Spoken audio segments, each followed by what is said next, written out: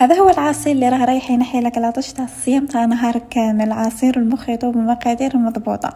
المقادير نحطهم لكم اسفل الفيديو. اول حاجه نسبقوا فيها في العصير تاعنا اللي هي الشربات. لازم نخدموا الشربات في العصائر تاعنا بالحلاوه تجي موزونه وبالعصير تاعنا ما ينفصلش.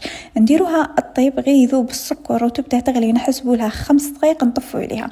من بعد ما طيب لي الشربات تاعي وتبرد لي نضيف لها كاس جي تاع سيترون مع ربطه مليحه تاع نعناع. في هذه الكميه كنت درت ربطه تاع صغيره تاع نعناع، نحولها غير الورق تاعها، ما نديروش هذوك الاعراف تاع النعناع. من بعد نمكسيهم مليح ونصفي الخليط تاعي. انا اضطريت صفيته 2 خطرات، وفي الاخير نضيف له كاس غير ربع تاع جي سيترون مع كاس تاع ما، ونعاود نمكسيهم للمره الاخيره.